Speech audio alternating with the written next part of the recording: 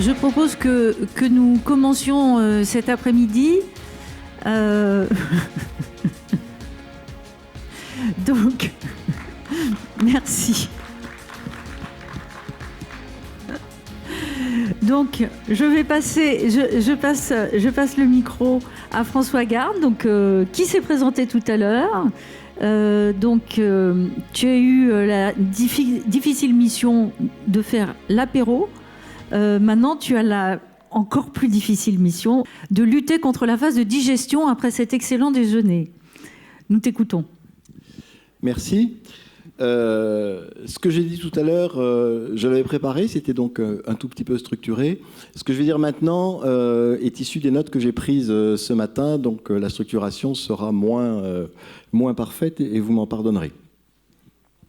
À partir de ce que j'ai entendu, je voulais vous dire 2-3 choses dont vous ferez ce que vous voudrez. Je voudrais d'abord dire que... comment dirais-je ?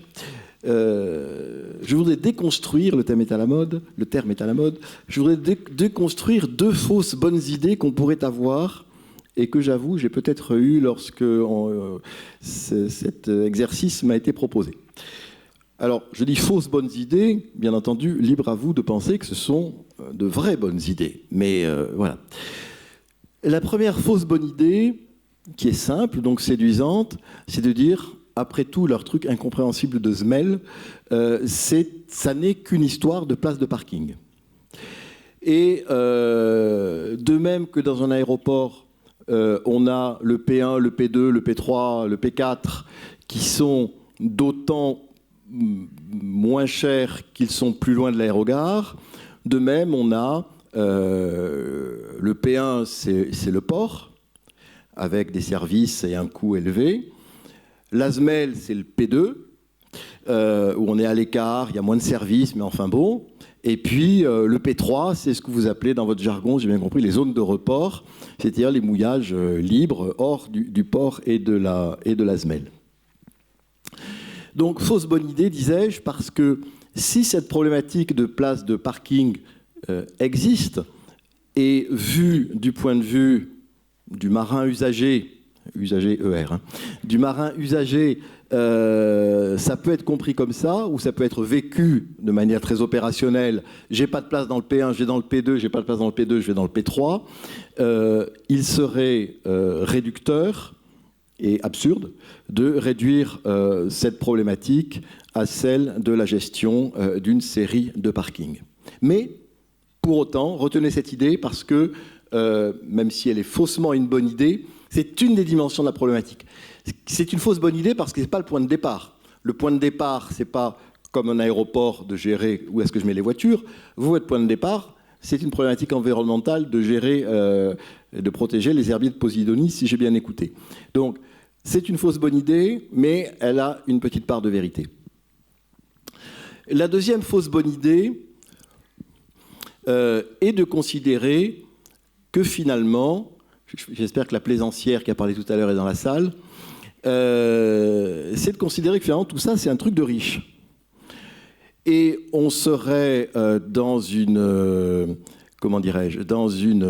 évolution sociétale où certains remettent très fortement en cause les utilisations privatives ou les utilisations excessives de certains moyens.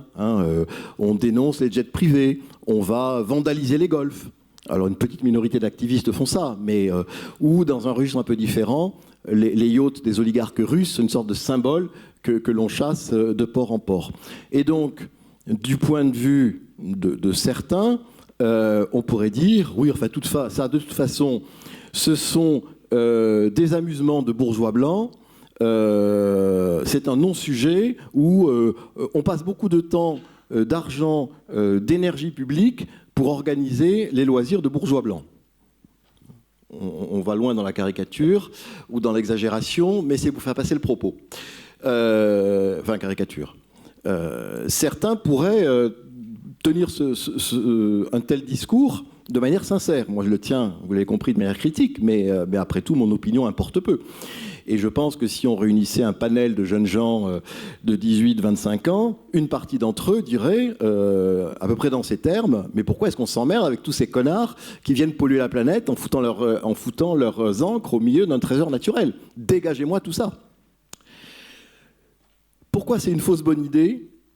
Pour tout à fait une autre raison, c'est parce qu'ici, nous ne sommes pas dans une approche politique où on devrait choisir quelle politique publique nous privilégions. La majorité d'entre nous, en particulier, ne sont pas élus, donc n'ont pas de légitimité à prendre position. C'est le rôle du Parlement, c'est le rôle du gouvernement de définir quelle politique maritime on veut pour ces espaces-là. Donc, si on était dans une approche politique ou dans un débat politique ou dans un parti politique, on pourrait dire « Je propose à la motion du Congrès qu'on interdise les mouillages dans les herbiers de Posidonie de manière radicale. » Ouais, motion numéro 3 adoptée. Bon, mais on n'est pas dans ce genre d'exercice qui a sa légitimité, mais on est dans un exercice de technicien, un peu plus, mais enfin dans une approche technique où on raisonne à peu près, où vous raisonnez à droit constant parce que ça fait partie de vos contraintes, et on n'est pas là pour avoir des approches plus radicales. C'est pour ça que ces deux bonnes idées, ça n'est qu'une logique de place de parking et ça n'est que gérer les distractions d'une toute petite minorité de la population. Ces deux logiques, on peut y adhérer, mais elles ne font pas, de mon point de vue, avancer le schmilblick. Mais je tenais néanmoins à les exposer pour ensuite les renverser, parce que ça peut faire partie du bruit de fond du débat intellectuel qu'on peut avoir autour de ça. Pour le surplus, permettez à un énarque de vous faire l'éloge de la simplicité. J'étais impressionné par le vertige bureaucratique que m'a procuré la série des exposés et des points de vue que j'ai entendus. J'ai découvert de nouveaux acronymes, SMEL et DSF, documents stratégiques de façade. SMEL et DSF ne font pas partie de mon quotidien. J'ai découvert un empilement de responsabilités entre différents acteurs de l'État, des collectivités, voire des entreprises publiques. J'ai découvert un montage extrêmement compliqué.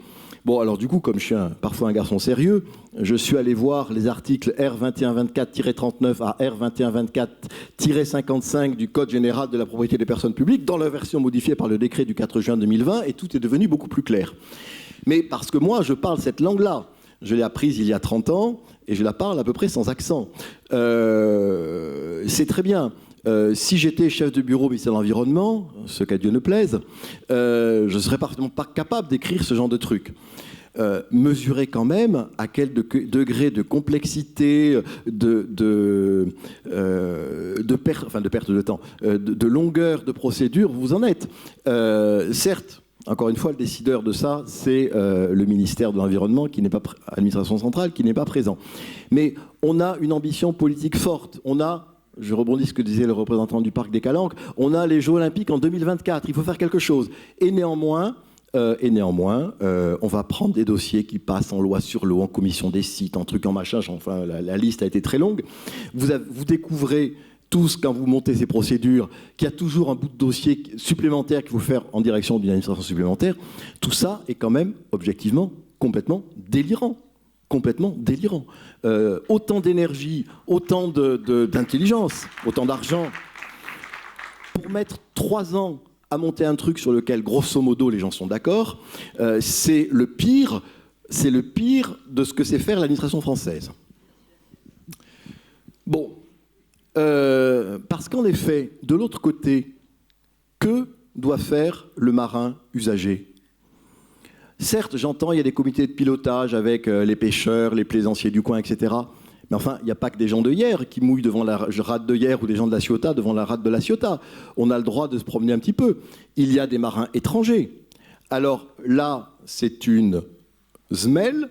Là, c'est une zone à mouillage, je ne sais plus quoi. Là, c'est un parc. Là, il y a une réserve interne. Enfin, c'est extrêmement compliqué de comprendre quelle est la règle de droit applicable, de bonne foi, je veux dire. Certes, nul n'est censé ignorer la loi.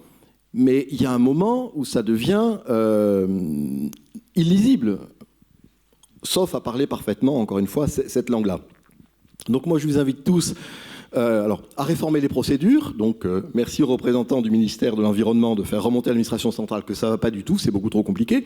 Il y a des guichets uniques pour certaines procédures. Franchement, on pourrait avoir, sur celle-là aussi, on pourrait imaginer qu'on dépose un dossier qui couvre l'ensemble des procédures et qui évite cette déperdition d'énergie et d'intelligence absolument incroyable.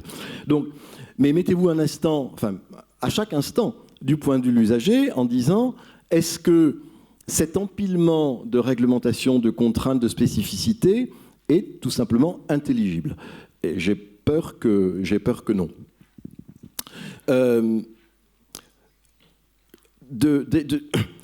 Je pense, si je reprends pour ce qu'elle vaut ma métaphore avec les parkings d'aéroports, il est quand même assez surprenant que le P1, c'est-à-dire le port de plaisance, soit géré, sauf erreur de ma part, par la commune ou la collectivité de communes, c'est le cas le plus général, mais que le P2 soit géré par l'État, qui ensuite peut le donner à une collectivité, qui ensuite peut faire une délégation de service public.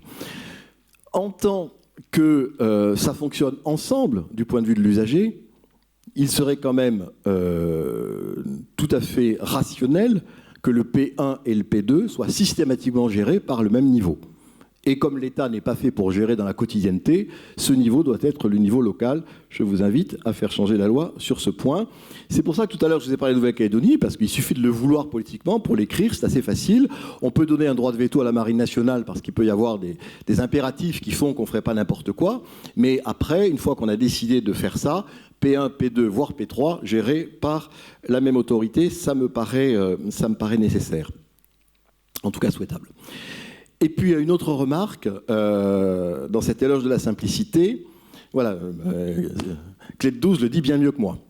Mais il a peut-être inventé des sigles qui n'existent pas, mais vous allez... voilà, ça c'est pour la prochaine couche de réglementation.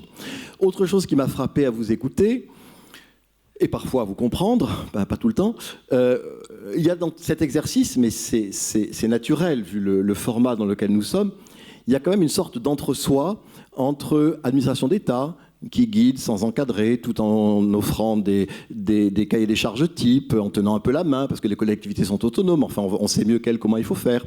Un entre-soi des élus qui aiment bien être à la fois tenus et lâchés. Un entre-soi des bureaux d'études qui conseillent, mais qui ont besoin d'avoir des marchés pour vivre, et donc on fait la petite étude, puis la grande étude qui va permettre de faire l'étude, qui permettra de sortir l'étude, parce que tout ça, ça fait du chiffre d'affaires. Un entre-soi des personnels, des parcs, des réserves, etc. Bon, tout ça, c'est un milieu assez endogène. C'est pour ça que j'ai bien aimé l'intervention de la plaisancière tout à l'heure, parce qu'elle n'était pas dans cet entre-soi. Tout entre-soi est dangereux. Alors, il est probablement nécessaire dans votre réflexion, parce que là, vous êtes sur des travaux en interne, si je puis dire.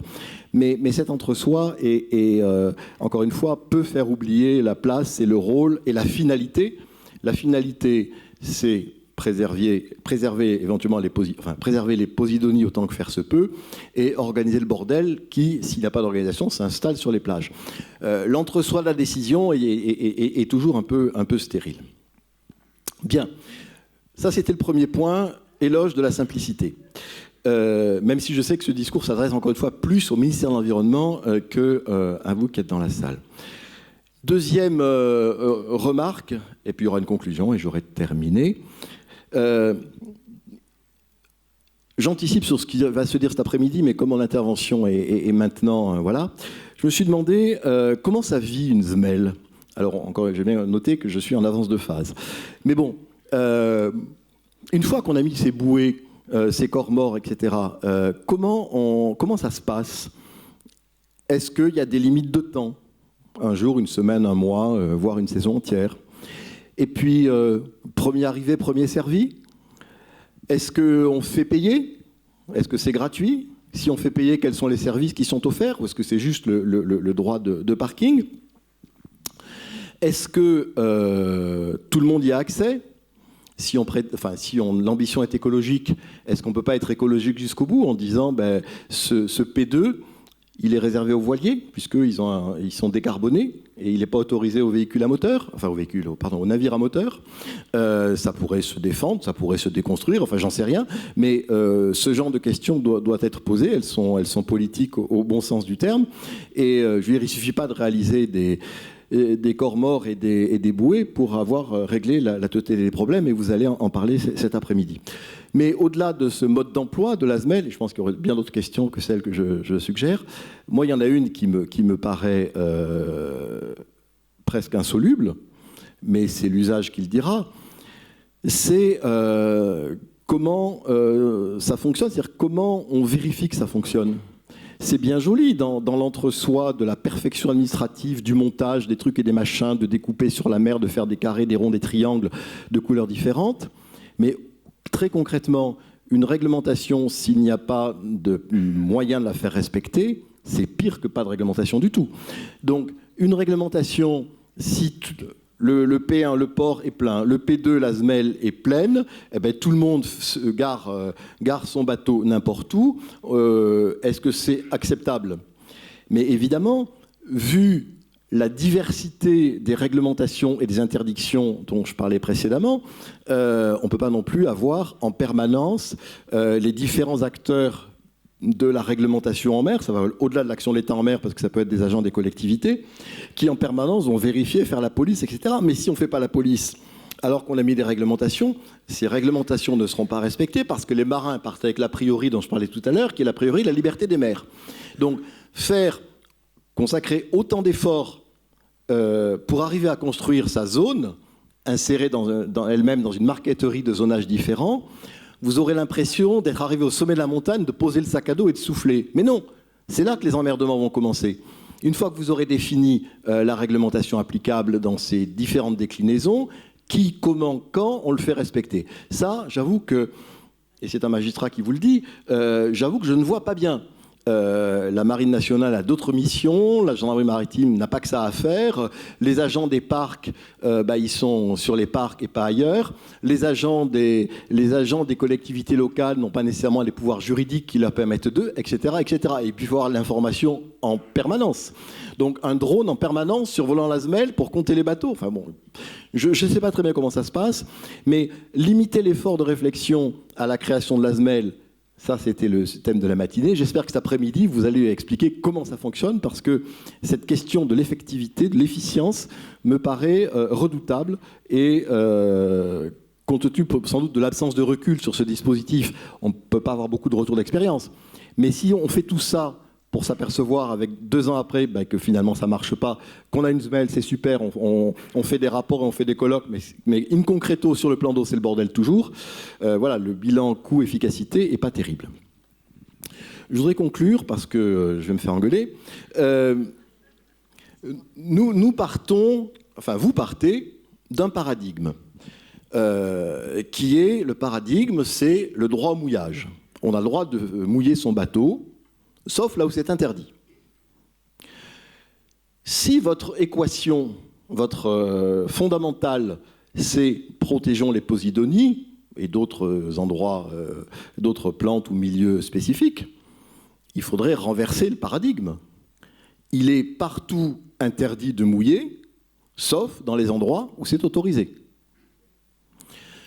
Vous voyez bien que si on renverse le paradigme, politiquement, c'est extrêmement compliqué.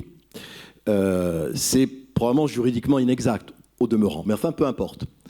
Et on voit bien que toute la difficulté de l'exercice, c'est de savoir où est-ce qu'on met le curseur entre droit de mouiller partout où c'est interdit, ou interdire le mouillage partout, sauf là où c'est autorisé.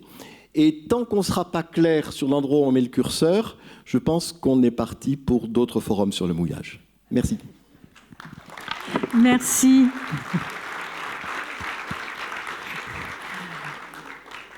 On vous avait dit qu'il allait remuer le cocotier. Je ne sais pas comment il faut écrire cocotier, mais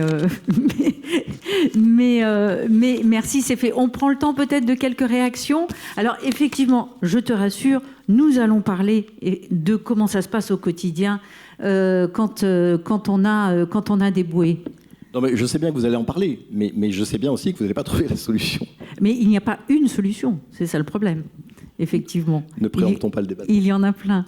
Alors, est-ce qu'il y a des réactions? Quelqu'un, on prend 5 minutes.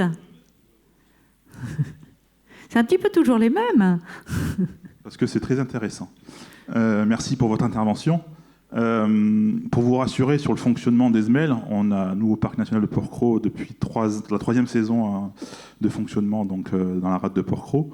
Ça fonctionne plutôt bien. Alors, la première année, il y a toujours un peu la découverte du site par les plaisanciers qui n'étaient pas forcément au courant malgré les actions de communication. Mais grosso modo, ça marche bien, pour peu effectivement qu'on ait des moyens de pouvoir les gérer. Et c'est nos discussions qui vont nous animer cet après-midi. Et c'est ça le vrai challenge. J'allais presque dire que la concertation et le processus administratif d'autorisation, c'est presque le plus simple. Je pense que c'est la phase d'exploitation qui sera effectivement le plus compliqué. Ça, c'était pour commencer à vous rassurer là-dessus. Et la deuxième chose, c'est par rapport à la liberté du marin. Ça, c'est quelque chose c'est des mots qu'on entend revenir constamment en termes, au moment des concertations. Et nous, on rétorque, la liberté, ça commence où d'abord ? Est-ce que c'est à la sortie du port, sur le quai, au bord de la plage, à 6000 ? C'est où la mer, effectivement ? C'est où ? Et puis, lorsque vous arrivez sur une plage, pour celle que je connais, par exemple, sur Porquerolles, à Notre-Dame, ou à Plage d'Argent, où on compte 400 navires qui viennent occuper tout l'espace, est-ce que, en l'absence actuelle de réglementation sur le mouillage, est-ce que vous êtes déjà libre dans ces espaces-là ? Et en règle générale, nous répondons non, effectivement, on n'est pas libre, on est déjà contraint par le voisin, voilà. Donc, on va partir dans des débats philosophiques ou quoi. Ça commence où la mer ? Où est l'espace de liberté ? Voilà. Donc, c'est juste un peu pour repositionner. Je pense que vous l'avez fait aussi par esprit un peu pour titiller, un peu par esprit de provocation, quoi.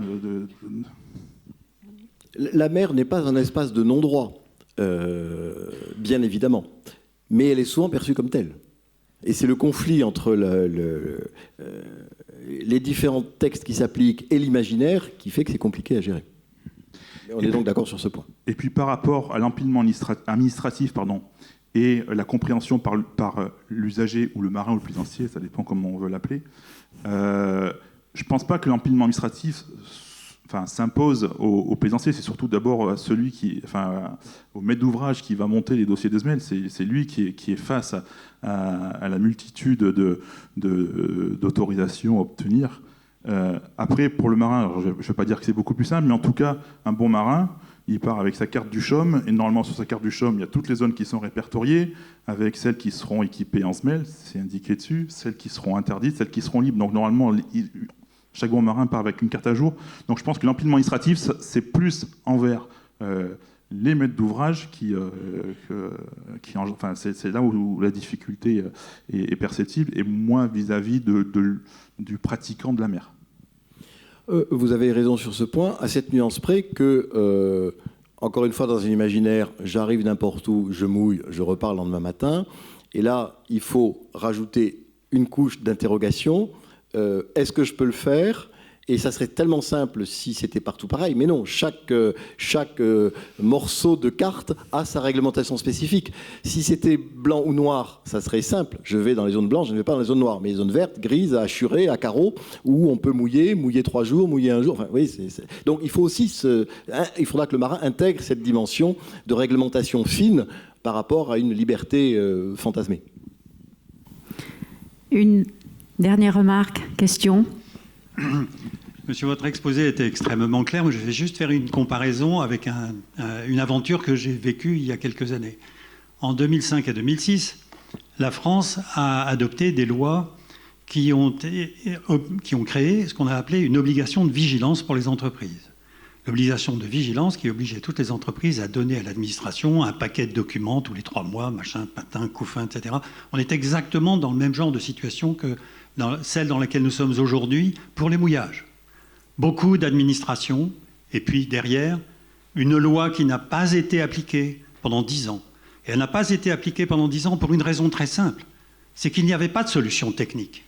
C'était pas parce que les gens c'était pas parce que les gens voulaient nécessairement être hors la loi, ou parce qu'ils avaient un goût pour la liberté, ou je ne sais quoi.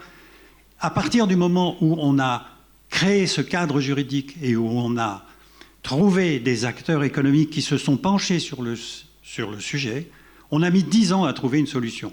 Et quand au bout de 10 ans on a trouvé une solution, et bien finalement aujourd'hui l'obligation de vigilance, elle est appliquée par quasiment tout le monde dans le monde économique. Je pense que nous sommes exactement dans la même situation aujourd'hui.